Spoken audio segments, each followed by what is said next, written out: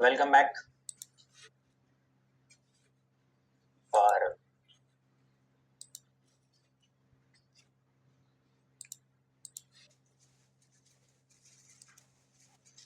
welcome back for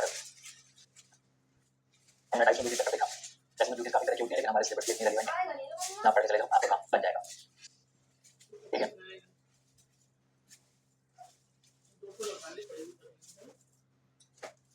ठीक है साहब, स्टार्ट करते हैं। लेवियन एग्जाम्पशन चैप्टर करते हैं, चैप्टर नंबर 2 है कस्टम में। मेन यूज करना सेक्शन नंबर 13, 20, 21, 22, 23 इंपॉर्टेंट है। 13, 20, 21, 22 एंड 23 बस 24 बाकी ऐसा खास काम नहीं है। चलो जी आ जाओ।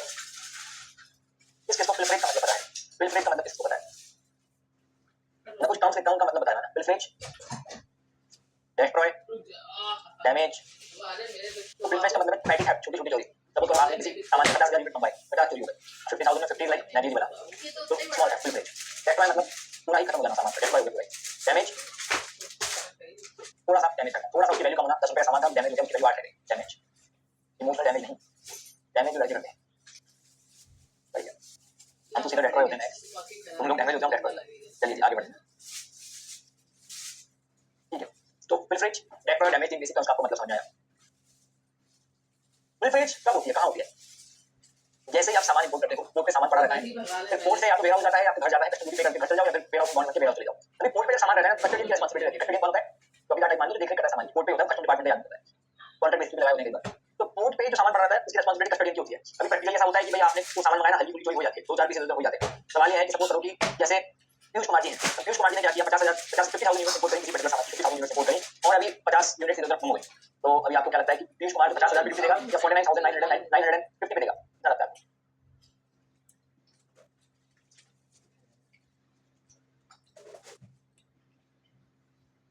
बात है 49,950 पे देगा, बिल पे ड्यूटी देगा और नुकसान हो गया उसका। अगर वो जो गुड्स चोरी हुए थे बिल में थे वो वापस से रिकवर हो जाते हैं तो फिर देगा, फिर देगा। तो देखो फिल्ट्रेट के प्रोविजन कब से एप्लीकेबल होते हैं? आफ्टर अनलोडिंग, सामान आ गया, अनलोड हो गया, पोर्ट पे खड़ा हुआ है, पोर्ट पे चोरी हो गया, पोर्ट पे चोरी हुआ है, वेयर हाउस में या घर पे ले जाकर रहेंगे। फिल्ट्रेट के प्रोविजन कब से एप्लीकेबल होते हैं? फिल्ट्रेट के after unloading, but before the proper officer has made an order for home consumption warehousing. Important है, इसको ध्यान से देख लेना। तब कहां से कहां तक एप्लीकेबल होते हैं? अनलोडिंग के बाद, और जब आप पोर्ट खाली करोगे, चाहे वेयर हाउस ले जाओ, घर ले जाओ, तब तक फिल्ट्रेट के प्रोविजन एप्लीकेबल होते हैं। ठीक है, अगर गुड्स रिस्टोर हो गए तो फिर भैया हो गए तो आपको देनी पड़ेगी ड्यूटी। और जो गुड्स चोरी हुए हैं उस पे ड्यूटी कौन देगा? उस पे कस्टोडियन देगा। तो तेरी जिम्मेदारी थी, तेरा ध्यान रखने का था, रिपोर्ट तो पेनल्टी होनी चाहिए। ठीक है जी, अगला पॉइंट आता है, अभी सुनते हैं ना। सेक्शन 13 के बाद हम करते हैं डायरेक्ट सेक्शन 22। सेक्शन 22 क्या बोलता है? Abatement, abatement of duty on damage and deteriorated goods. अभी सीन क्या हुआ, गुड्स थोड़े से डैमेज हो गए, डिटोरिएट हो गए, है ना। अब देखो अबेटमेंट की बात कहां आती है, ध्यान से समझने की कोशिश करना। मान के चलो, देखो ऑफिसर किस वैल्यू किस सामान पे ड्यूटी लगाता है? जो सामान इंडिया में इंपोर्ट हुआ, पूरा फोकस इस तरफ रखना। कोई सामान इंपोर्ट हुआ, ऑफिसर उस पे ड्यूटी लगाता है। अभी मान के चलो कि आपने कोई सामान, जब फॉरेन कंट्री से वो सामान लोड हुआ, है ना, फॉरेन कंट्री से वो सामान लोड हुआ, मान के चलो कोई पर्टिकुलर सामान का फॉरेन कंट्री से लोड हुआ, उसका वैल्यू टाइम 100 रुपए था। जैसे थिनर इंपोर्ट हुआ, थिनर 100 रुपए का था, अभी आते आते 80 रुपए का गया। तो ऑफिसर को इससे मतलब नहीं है कि चला 100 का था 80 का है। अभी जब आया है यहाँ पे 80 तो हम पे मानेंगे कि 80 रुपए में हम इंपोर्ट लगाएंगे। तो अगर अनलोडिंग से पहले रास्ते में कोई सामान डैमेज हो गया तो बात ही क्या करनी है उसके बारे में, हो गया तो हो गया। इंडिया में जो आया हम तो ड्यूटी लगाएंगे। बात यह है कि इंडिया में आने के बाद डैमेज हो गया, इंडिया में आने के बाद डैमेज हो गया, अब उस केस में क्या करेंगे? तो देखो जी, आया था इंडिया में 80 रुपए का था, लेकिन घर ले जाने 50 रुपए का रहेगा, अब क्या करना है? तो इस केस में उन्होंने बोला देखो ऑफिस जाहिर सी बात है कि जो इंपोर्टर है ना, वो घर ले जाते टाइम जिस सामान की जितना उसके पास सामान होगा, वो जितना सामान घर ले जाना होगा उसी पे ड्यूटी देगा, जितने का सामान होगा। फॉर एग्जांपल मान के चलो कि जैसे मान के चलो एक पेन आता है बटरफ्लो करके, 15 रुपए का पेन आता है, 10 का आता है, कभी 15 मिलता है, पता नहीं कैसे। ठीक है, अभी 15 रुपए का पेन आता है। अभी सीन ऐसा हुआ कि इसको जब उतार रहे थे ना, लोड अनलोड कर रहे थे, पोर्ट पे ये सब कर रहे थे, वेयर हाउस में ले जा रहे थे, ये सब करते टाइम क्या हुआ, इस पेन के ऊपर से जो बटरफ्लो लिखा है ना, बटरफ्लो बटरफ्लो वो लिखा हुआ मिट गया, ऐसे पता नहीं कैसे मिट गया, है ना। अभी वो कह रहा है फोटो के बटरफ्लो लिखा हुआ मिट गया। अभी पेन 15 रुपए का मिलता है, लोग इसको 10 रुपए क्योंकि डिफेक्टेड गुड्स हो गया। ठीक है, डिफेक्टेड गुड्स हो गया। अब ऑफिसर को बोल रहा है कि आप मुझे 15 रुपए ड्यूटी चार्ज करो, अभी बिके नहीं कम, कम ड्यूटी चार्ज करो। पर ऑफिसर को एक बात ध्यान रखनी पड़ेगी, कहीं इस गद्दार ने जानबूझ के नहीं करा, जानबूझ के बटरफ्लो हटवा दिया हो, जिससे अब बोलने का मौका मिल गया हो कि 10 रुपए में हम बेचेंगे इसको, 5 रुपए पे जितनी ड्यूटी लगती है उसको अवेट करो। ठीक है, 5 रुपए में ड्यूटी माफ करो और फिर मार्केट में जाके 50-25 पैसा देके बटरफ्लो वापस लिखवा ले, बटरफ्लो लिखवा के क्या जा रहा है। तो इसने योजना बनाई हो, सामान आए तो बटरफ्लो हटा दो, ड्यूटी कम लगेगी, फिर वापस जाके बटरफ्लो लिखवा लो, हो गए मजे। ठीक है, हो गए मजे, इसने ऐसा काम किया। ठीक है, क्या कह रहा है, बटर बटर रह गया, लो हो गया, पेंसिल पेन उड़ ऐसे मशीन भाई। इधर देखो, ऐसे सब उड़ा देगा, फिर तुम्हारे पिताजी तुम्हारे बच्चा को उड़ा देंगे। इधर आओ। चलिए जी, चलिए ध्यान से देखना मेरी बात। और जब सब उड़ जाएगा तो फिर तुम्हारी वाली जो है ना उसको भी उड़ा ले जाएगा, कुछ नहीं बचेगा तुम्हारे पास। ये चिड़िया और बैन जरूर मत करो। ध्यान से देखना मेरी बात। तो कहानी क्या है? कहानी ऐसी है कि प्रिफरेंस के प्रोविजन एप्लीकेबल होते हैं after unloading before clearance for home consumption और वेयरहाउस। बट डैमेज वाली प्रोविजन जो है, अबेटमेंट मतलब थोड़ी ड्यूटी माफ करना, उसके प्रोविजन कब एप्लीकेबल होते हैं? After unloading but before clearance for home consumption. अच्छा सपोज करो कोई सामान वेयरहाउस के अंदर डैमेज हो गया, जैसे थिनर वाला एग्जांपल था, तो क्या आप ड्यूटी दोगे? आंसर नहीं। तो सुनना मेरी बात, देखो क्या कहानी है। ये तो है आफ्टर अनलोडिंग, फिर ये वेयरहाउसिंग, फिर ये होम कंजम्पशन। तो प्रेफरेंस के प्रोविजन तो यहां से यहां तक एप्लीकेबल है सेक्शन नंबर 13। पर अगर मैं बात करूं सेक्शन नंबर 22 की, तो वो वेयरहाउसिंग में एप्लीकेबल होगा till the rate of home consumption, अगर सामान डैमेज हुआ है। तो प्रेफरेंस का बेसिक मतलब ये छोटी चोरी जो कोर्ट पे हुई, बस प्रेफरेंस का लिटरल मतलब ये है कि कोर्ट पे छोटी चोरी हुई तो प्रेफरेंस बोलते हैं, तो बात कोर्ट तक रहने दो ना, वेयरहाउस के जा रहे हो। ठीक है, चलिए जी। ये सवाल आता है कि कितनी ड्यूटी रेमिट होनी चाहिए, कितनी ड्यूटी माफ होनी चाहिए? क्या लगता है आपको कितनी ड्यूटी माफ होनी चाहिए? नहीं बताता। जैसे मान के चलो जब आपकी गुड्स एकदम सही है तो ड्यूटी थी, जैसे बटरफ्लो का पैन का 15 रुपए का ही बिकता मार्केट में, कोई डैमेज नहीं हुआ, तो सबको ड्यूटी लगती थी 5 लाख रुपए। अभी बटरफ्लो अगर सही रहता, बिल्कुल 15 रुपए का जो पैन है वो एकदम सही होता, कोई गड़बड़ नहीं होती, तो उसकी वैल्यू थी 1 करोड़ रुपए की, 1 CR की। पर अब डैमेज होने के बाद उसकी वैल्यू 70 लाख रह गई, तो उसी पे पोस्ट ड्यूटी कम हो जाएगी। Duty of the good before damage into value of the goods after damage divide by value of the good before damage. Formula convention हो गया, फॉर्मूला कन्वेंशन हो गया। आया समझ में नहीं आया? चलिए, पर ये मिस्टेक है ना इंपोर्टर की नहीं होनी चाहिए। इंपोर्टर की गलती के कारण से अगर कोई डैमेज हुआ तो कोई ड्यूटी माफ नहीं। इंपोर्टर की गलती के कारण अगर कोई डैमेज हुआ तो कोई ड्यूटी माफ नहीं। समझ में आ रहा है कि को क्या मंदबुद्धि की तरह बैठे हो यहाँ पे? इस पे कोई क्वेश्चन तो था भाई, इस तरफ था क्वेश्चन, वेट मिनट का क्वेश्चन। हेलो सभी, ये रहा। हाय कितना बढ़िया क्वेश्चन लग रहा है। देखो क्वेश्चन नंबर 11 कितनी बार एग्जाम में पूछा है, spell out double star, page number 1.6। थोड़ा समझ में आ रहा है, पूरा समझना है। Rock and rock India imported from USA. Rock and Rock Indian Limited imported a consignment from USA by sea. The value of consignment was 7 lakh 50,000. Consignment की value 7.5 lakh रुपए और उसकी ड्यूटी बनती थी 1.5 लाख रुपए, 1.5 लाख रुपए। Company file bill of entry for home consumption, but before inspection and clearance for home consumption it found that goods were damage. घर ले जाना चाह रहे थे सामान को, लेकिन उससे पहले पता चला कि सामान डैमेज निकला। On filing a representation to the custom department, proper officer refuse the claim for abatement because goods were already unloaded. Officer कह रहा है हम आपको अबेटमेंट नहीं देंगे, पैसे नहीं देगा। तुम क्या देगा? अंकल भी देंगे। The proper officer is in agreement with the claim that the value of the goods has come down only to 1,50,000। अभी बंदा कह रहा है rock and rock India limited क्या कह रहा है? Rock and rock India limited क्या कह रहा है? वो ऐसा कह रहा है सामान 7.5 लाख रुपए का था ना, वो 1.5 लाख रुपए का रह गया। तो अब एक बात मुझे बताओ, देखो जी ड्यूटी थी सामान पे 1.5 लाख की पहले, जब सामान का वैल्यू कितना था? 7.5 लाख रुपए का। अभी सामान का वैल्यू ही 1.5 लाख रुपए रह गया, तो ड्यूटी कितनी होगी? मैथमेटिक्स को समझ। तो देखो ऐसा है, सामान का वैल्यू जब ड्यूटी 1.5 लाख रुपए थी और सामान का वैल्यू 7.5 लाख, अब सामान का वैल्यू कितना हो? 1.5 लाख। तो सिंपल सी बात है, जान लो थोड़ा भी 15 30,000 रुपए तो देखा जाए तो देखो वैसे भी 15 75 30,000 का फाइल करोगे 1 लाख, तो 30,000 कितने चाहिए? बताओ कोई दिक्कत है? कुछ नहीं, जम आ जाएगा 30,000 का जन्म मजा आ जाएगी, चार्ज में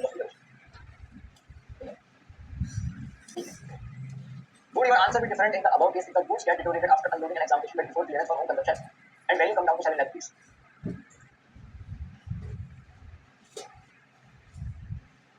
आवाज बात करवाई।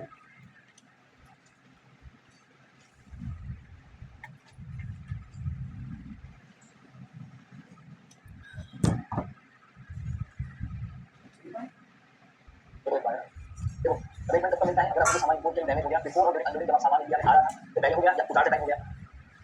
Any imported item after unloading but before examination, unloading के बाद डैमेज हो गया और अभी तक कस्टम ड्यूटी एग्जामिनेशन के मतलब घर ले जाने का ऑर्डर नहीं था। Warehouse goods at any time before clearance for home consumption, लिखा हुआ है। अभी देखो क्या लिखा हुआ है, would your answer be different in the case above case if the goods get deteriorated after unloading and examination? अच्छा अच्छा अच्छा, यहाँ पे एंड एग्जामिनेशन लिखा हुआ है, सामान दिन मांगे को बाहर से जाना पड़ा। अभी ऑफिसर ने क्या किया, आपका सामान अनलोड हो गया, एग्जामिन कर लिया, एग्जामिन करना मतलब ड्यूटी कैलकुलेट हो गई। अभी घर ले जाकर टाइम कोई सामान डैमेज हो गया, तो एक बार ड्यूटी कैलकुलेट हो गई, आपकी फिक्स हो गई, अभी आपको इतना ड्यूटी पे करना है। ठीक है, आपने ड्यूटी चुकाई, काम खत्म। अब उसके बाद वो डैमेज हो गया तो क्या करें? तो अब इस क्वेश्चन में क्या दे रखा है कि आफ्टर एग्जामिनेशन, एग्जामिनेशन हो गया, सामान का सब कुछ हो गया, बस घर ले जाइए थे, अब डैमेज, अब सामान की वैल्यू 7.5 लाख रुपए की वैल्यू 7 लाख है, सब कुछ नहीं before examination, after unloading but before exam. ठीक है, ठीक है,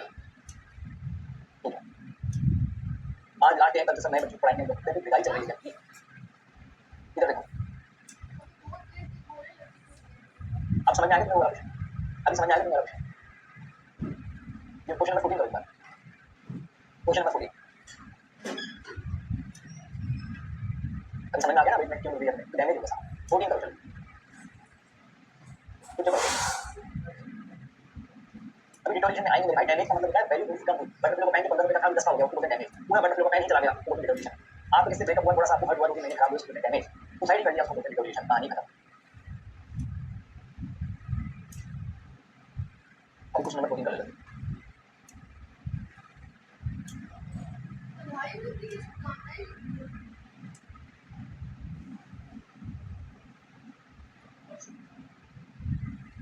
ये एग्जांपल इंडिया नहीं बोलेंगे।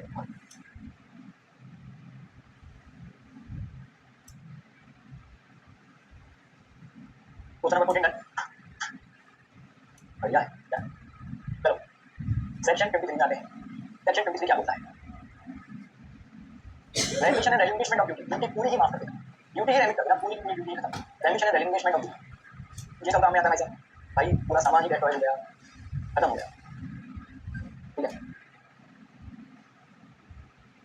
ठीक है। तो आंसर पूरा का पूरा सामान ही खत्म हो गया। कभी बोला शिप भी डूब गया, अरे वो बाप रे साहब, शिप डूब जाएगा तो इम्पोर्ट ही नहीं होगा, तो ड्यूटी की बात कैसे आएगी? ये तो बात है कि सामान आया, पोर्ट पे पड़ा हुआ था, अनलोडिंग हो गई, आग लग गई, वेयर हाउस चल गया, हाँ खत्म। डैमेज पूरा का पूरा डेस्ट्रॉय हो गया, ठीक है। तो इस केस में क्या करेंगे? पूरी ड्यूटी खत्म हो गई। अब आप बोलोगे कि सर थोड़ा बहुत बच गया, घर ले जाओ ना, पूरा रेटल खत्म। अभी घर ले जाऊंगा तो फिर वो डैमेज वाला पार्ट हो गया, घर में नहीं ले जाना, खत्म हो गया, ठीक है, ठीक है।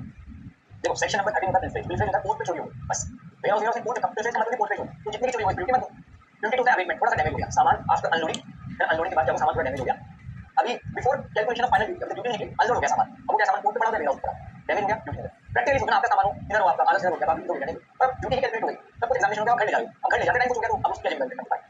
डैमेज एक्स्ट्रा मतलब पूरा ही सामान खत्म हो गया, पोर्ट पे आया, एग्जामिनेशन नहीं हुआ, अब पूरा ही सामान हो गया। अभी मान के चलो ड्यूटी पे कर दिया, सामान घर ले जाओ, रास्ते में ट्रक एक्सीडेंट हो गया, ठीक है, बात सॉल्व कर हमने दे दिया, तो वो वाली बात है, ठीक है जी। चलो अभी इस पे ना कुछ एमसीक्यू है, को मैं एमसीक्यू एमसीक्यू है।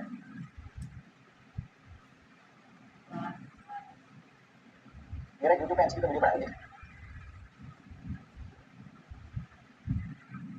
अब शाम तक एमसीक्यू डालना और देखना शुरू करना, मजा आएगा। फिर chapter wise MCQ session video, this is nice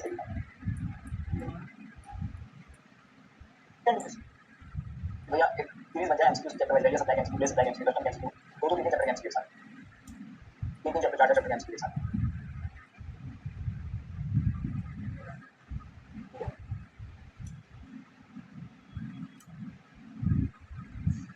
10 minute videos, छोटे छोटे वीडियोस, इससे यूट्यूब पे डालने का कंटेंट हो जाएगा।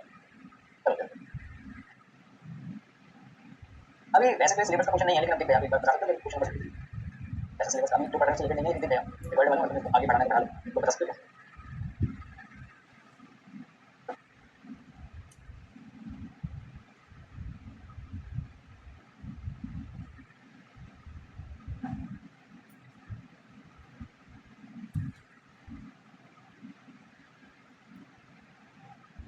अनरजिस्टर्ड आदमी है तो आंसर सी होगा इसका, ठीक है।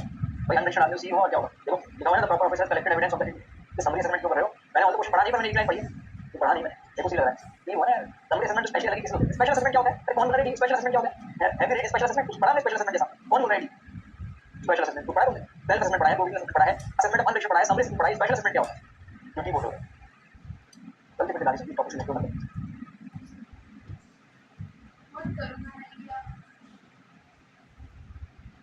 क्वेश्चन नंबर 7,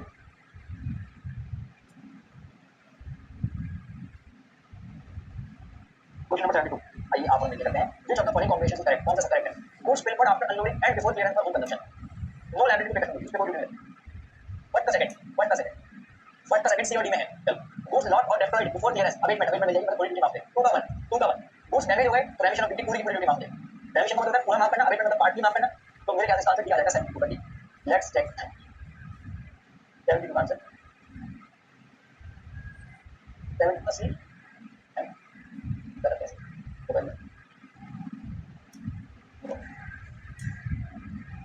अवेटमेंट और रेमिशन, अवेटमेंट का मतलब यही था ना, रेमिशन ड्यूटी को बढ़ाना, रेमिशन को बढ़ाना, अवेटमेंट बढ़ाना, तो है goods preferred after unloading and before clearance for home consumption, preferred में तो कोई भी नहीं लगती, फर्स्ट का 2 हो गया।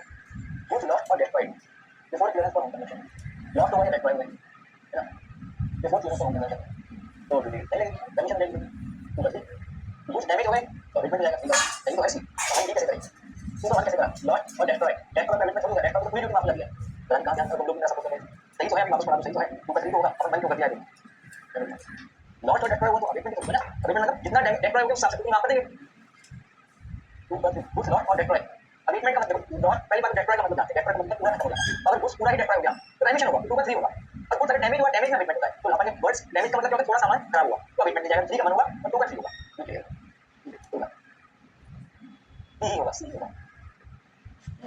तो शब्द को खेल लॉट और डैमेज का मतलब पता होना चाहिए, डेस्ट्रॉय और डैमेज का मतलब पता होना चाहिए, डेस्ट्रॉय मतलब पूरा खत्म, डैमेज मतलब पार्टी खत्म, डैमेज पे अबेटमेंट मिलता है और लॉट पे बिल्कुल डैमेज और बिल्कुल माफ हो जाता है, ड्यूटी ड्रॉबैक का तो चैप्टर खत्म हो गया।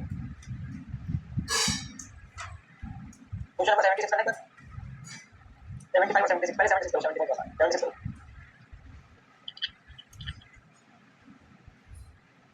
बढ़िया आंसर लिख लिया 76।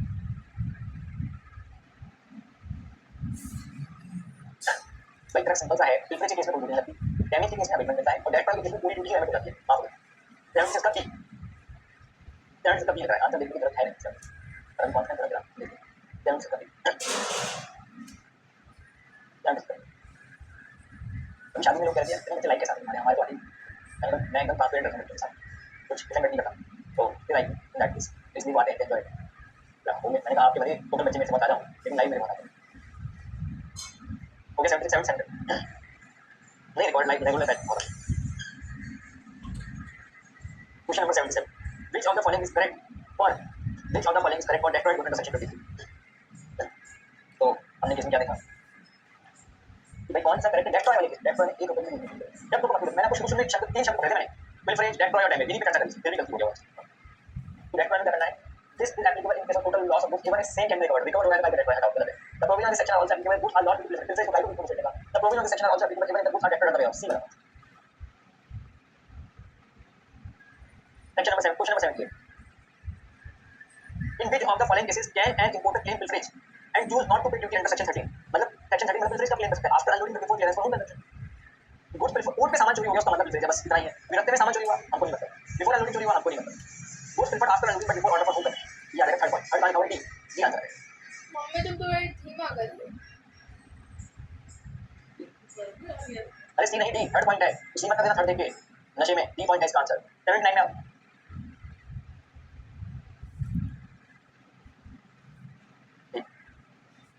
In which of the following cases can an importer claim abatement of duty under section 22? Abetment कब ले सकता, अबेटमेंट इसका डैमेज की केस, डेस्ट्रॉय की केस, पिलफर की केस, डैमेज की केस, तो देखो यहाँ डेस्ट्रॉय शब्द लिख रहा है हटाओ, पिलफर लिख रहा है हटाओ, डैमेज यहाँ पे लिख रहा है और यहाँ पे लिख रहा है, ठीक है ना, अगर लॉजिकली देखा जाए ना तो दोनों में से एक होगा, सेकंड या फोर्थ, ठीक है, अभी सेकंड और फोर्थ साथ में भी नहीं है, अगर आंसर दोनों भी तो भी साथ में नहीं है और सेकंड अलग से भी नहीं है तो आंसर यही होगा, अगर स्मार्टली देखें मतलब अगर आपको कुछ भी मेहनत नहीं करनी हो तो इसका आंसर यही हो गया बिना पढ़े, क्योंकि अगर मान की तरफ डैमेज दो केस में है तो सेकंड फोर्थ होगा या सेकंड होगा या फोर्थ होगा, तो ना तो सेकंड फोर्थ ऑप्शन है ना खाली सेकंड ऑप्शन है, आंसर ओनली फोर्थ ही आ जाएगा बराबर। गुड्स डैमेज बाय एक्सीडेंट जो तो नेग्लिजेंस ऑफ इंपोर्टर नहीं, इंपोर्टर की नेग्लिजेंस अलाउ, ये आंसर क्या है,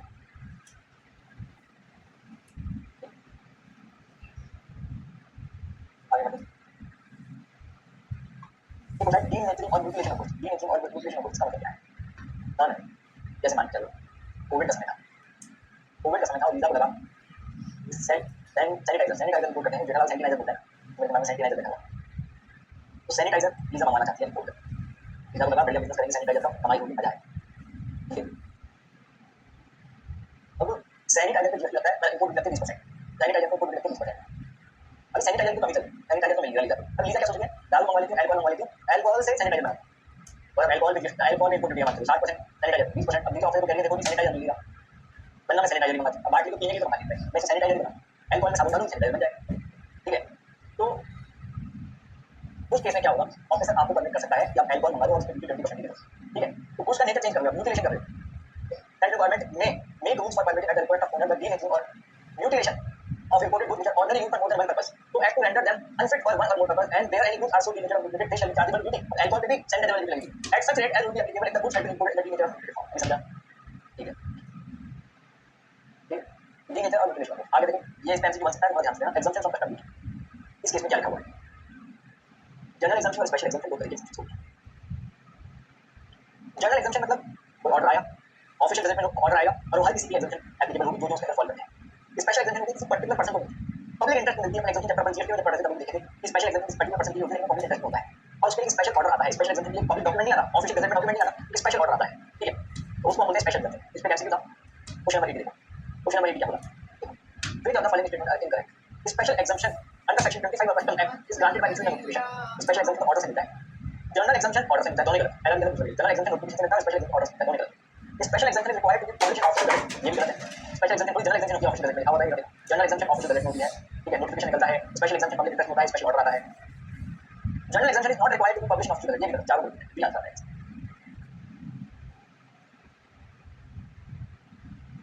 ठीक है चलिए सकते हैं आगे चलिए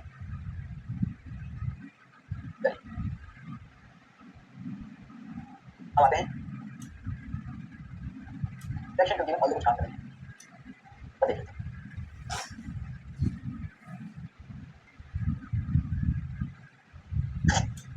गुड्स डायरेक्टली बैक का इनका मतलब क्या होता है देखो मैं आपको बताता हूँ डिपार्टमेंट क्या बोलता है चलो इसको पढ़ते हैं बस इसको पढ़ाने से पहले काम कराता हूँ काम की चीज़ क्या है क्वेश्चन से कराता हूँ और जो वैल्यूएशन मैंने कुछ कराया है लिखते चला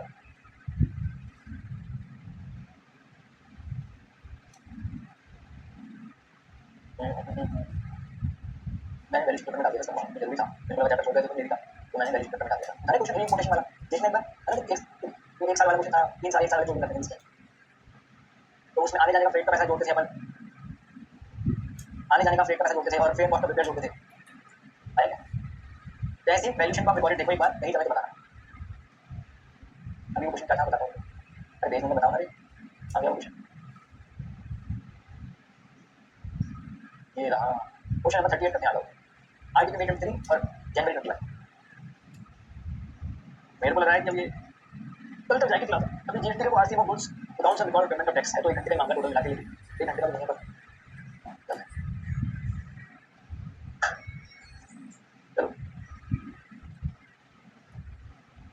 आज करने एक्स्ट्रा क्लास रिकॉर्डिंग ये अच्छा आइडिया है accounts and record payment of tax recording this is nice idea चलो चलो कल लाइक ओके कल लाइक आज कस्टम की रिफंड की रिकॉर्डिंग करूँगा मुझे वो देखना है चलो अभी रिटर्न जो चैप्टर है अपना वो अपन रेगुलर मेथड के साथ करेंगे पूरी तरह से रिटर्न एक्टिविटी और एथिक्स अब रिटर्न वाला चैप्टर है ठीक है रिटर्न वाला चैप्टर जिसमें प्रैक्टिकल काम किया कुछ समझ आई है कि हम पुलिस तरीके से बनाएंगे काम भी काम आएगा जैसे उसी का चैप्टर एग्जाम के पॉइंट ऑफ व्यू से रिटर्न बट मैं आपको बताऊँ क्या करना है चलो तो क्वेश्चन नंबर 38 देखते हैं आज हमारा ध्यान से देखना और क्वेश्चन डबल निकाल लगा एग्जाम में आपको इस बार इसके लिए उसको रीड करें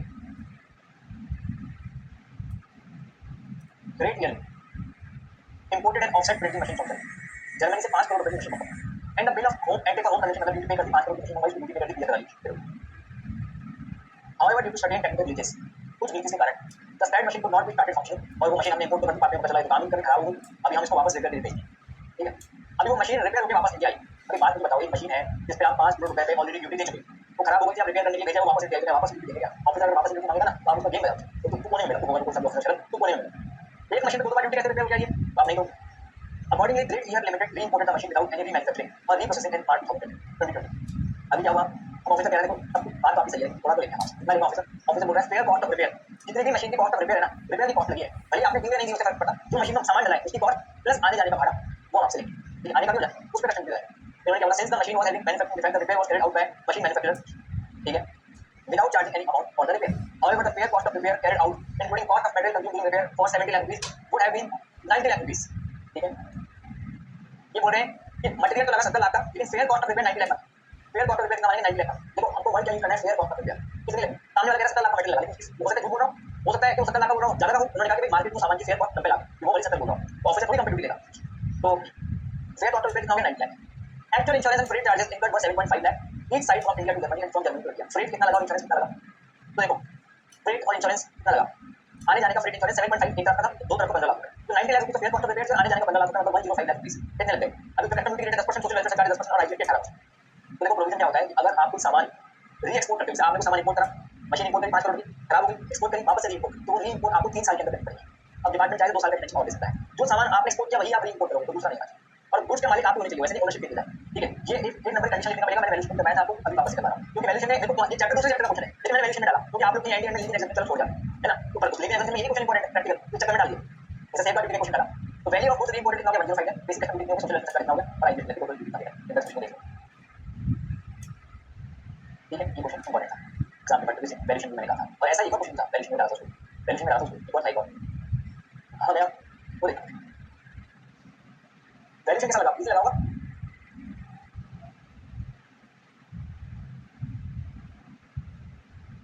इजी लगा।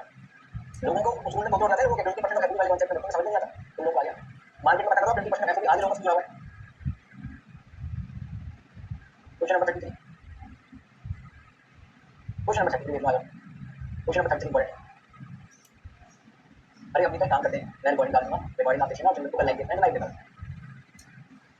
चलो क्वेश्चन नंबर 33 क्या बोलता है, देखो आपने कोई मशीन इंपोर्ट करी,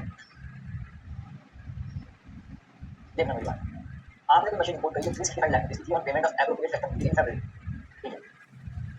आपने क्या किया, कोई मशीन इंपोर्ट करी यूएस से 365 lakh on payment of appropriate custom, ठीक है। However in July the machine had to be sent back to supplier, अभी मशीन खराब हो गई, आपने वापस भेजी उसको, और मशीन को आपने री इंपोर्ट किया वापस से नवंबर, 3 साल के अंदर कंप्लीट कर सकते हैं, कोई दिक्कत नहीं। ये क्वेश्चन अच्छा है। The supplier has agreed to provide discount of 60% of fair cost of repair, supplier ने कहा कि जितनी भी कॉस्ट लगेगी ना फेयर कॉस्ट, उसका 60% कॉस्ट हम बोलते हैं, आप 40% देना, डिपार्टमेंट का हमें मतलब नहीं कौन बोल रहा है कौन, हमको फेयर कॉस्ट ऑफ रिपेयर आने जाने के भाड़े पे रेट और इंश्योरेंस पे आपसे है। सप्लायर ने कहा आपको मुझे 12000 रुपए दूंगा, 12000 रुपए 60% डिस्काउंट देने के बाद भाई, तो 12000 रुपए कितना है, 40% वैल्यू है 12000 रुपए, तो 12000 जो आया है ना 40% वैल्यू, 40% चार्ज किया 60% डिस्काउंट के बाद, ओरिजिनल वैल्यू $30,000 है, $30,000 फेयर कॉस्ट होगी $30,000, $30,000 को फेयर कॉस्ट आने जाने का भाड़ा और इंश्योरेंस चारों को ऐड कर दो, ये चारों ऐड करके $30,000 को रुपये में कन्वर्ट करो, पहले रुपये में कौन सी रेट से कन्वर्ट करते हैं, जितने बिल ऑफ फाइल करते हैं, और सीबीआई सीबीआई रेट 62 आ जाएगा, 62 से मल्टीप्लाई करा, ये आ गया, और ये ऐड करा, और टोटल बीसीडी कौन से लेते हैं, bill of actual annual return लेकर वैल्यू देखो देखिए समझ आएगा, तो 15% ले लेंगे, और क्वेश्चन आंसर करके निकाल, इस क्वेश्चन में लिख के देखना करके, तो क्या होगा हम आई के निकाल देते हैं, कई बार टोटल निकाल देते हैं, वो लिख के देखना, ठीक है। तो तब तक आपको रीइंपोर्ट करना है, रीइंपोर्टेशन ऑफ गुड्स इनटू इंडिया 3 साल के अंदर करना है, 2 साल का टाइम, ठीक है जी। बस आपको थ्योरी पढ़ने की जरूरत नहीं है, मैंने आपको समझा दिया, समझा दिया रेलेवेंट आपको, ठीक है। डन करते हैं अगली क्लास, और अभी कल लाइव लेंगे, कल लाइव अपना अकाउंट से रिकॉर्ड्स को डाल लेंगे, ठीक है। और एक क्वेश्चन और है, ये वाला, ये कॉन्सेप्ट और है, बस पहले में आपका नहीं है, कुछ करवाने नहीं चला, ये वाला कॉन्सेप्ट, ये वाला कॉन्सेप्ट है ना, और वो वाला मैं आपको बताता हूँ, इसके रिकॉर्डिंग आगे तो करना, तो कल देखो वापस ना, रिकॉर्डिंग एक घंटे बस अकाउंट से रिकॉर्ड करते हैं, फिर इसकी कल देंगे, चलिए चलिए चैप्टर 3 का क्वेश्चन की बात की, चैप्टर 3 कौन सा भैया, कौन चैप्टर 3 बस हमने टाइम लिखा है, कल शायद नहीं आपको भाई,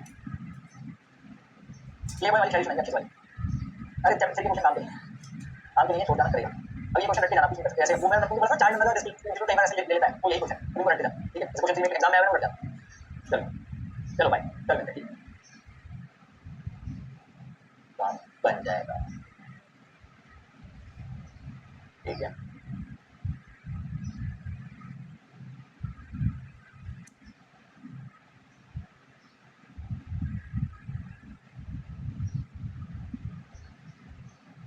ठीक है साहब, स्टार्ट करते हैं।